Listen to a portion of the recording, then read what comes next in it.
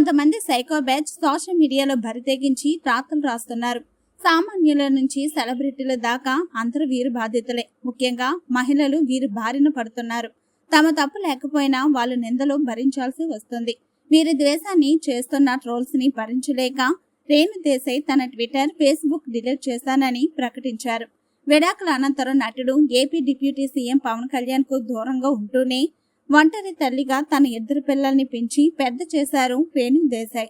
Social మీడియాలో చురుగ్గా ఉంటే ఆమె తన జీవితానికి సంబంధించిన ప్రతి విషయాన్ని పోస్టులు, ఫోటోలు, వీడియోల రూపంలో తన ఫ్యాన్స్ తో పంచుకుంటారు. అయితే ఇటీవల సోషల్ మీడియాలో ఎదురైన 2 ఘటనలు ఆమెను తీవ్రంగా ఆవేదన పరిచాయి.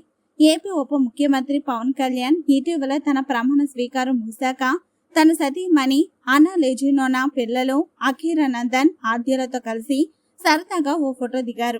దాన్ని జనసేన పార్టీ సోషల్ మీడియాలో పోస్ట్ చేయడంతో తెగ వైరల్ అయింది.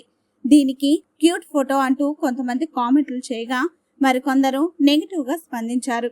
ఆ ఫోటోను ఉపయోగించి రేణు దేశాయ్ను అవమానపరిచేలా కొందరు మీమ్స్ రూపొందించారు. దీంతో వారిపై ఆమె తీవ్ర అసహనం వ్యక్తం చేసింది. ఇలాంటి వ్యక్తులు సమాజానికి అత్యంత భయంకరం అంటూ ఇన్స్టాలో ఓ సుదీర్ఘ పోస్ట్ పెట్టారు.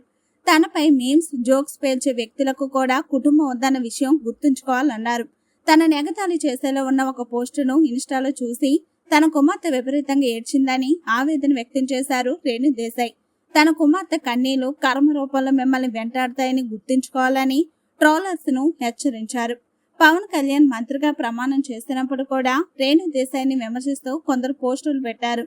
పవన్ కళ్యాణ్ నుంచి విడిపోవడం తన దురదృష్టం అంటూ కామెంట్లు చేశారు. దీనికి తనదైన రీతిలో స్పందిస్తూ నెటిజన్ల నోలు మోయించింది రేణు. అవే స్క్రీన్ షాట్లను ఇన్స్టాలో పంచుకుంటూ తాను దురదృష్టవంతురాలని అంటూ ఓ వ్యక్తి వ్యంగ్యంగా పోస్టు పెట్టాడని, అసలు తాను ఎలా దురదృష్టవంతురాలనో చెప్పాలన్నారు. తన అదృష్టాన్ని కేవలం ఒక వ్యక్తితో ఎందుకు ముడిపెడుతున్నారని ప్రశ్నించారు. విడాకులు తీసుకున్నంత మాత్రాన స్త్రీ పురుషులు దురదృష్టవంతులు కాదన్న విషయం సమాజం తెలుసుకుంటే చాలన్నారు రేణు దేశాయ్.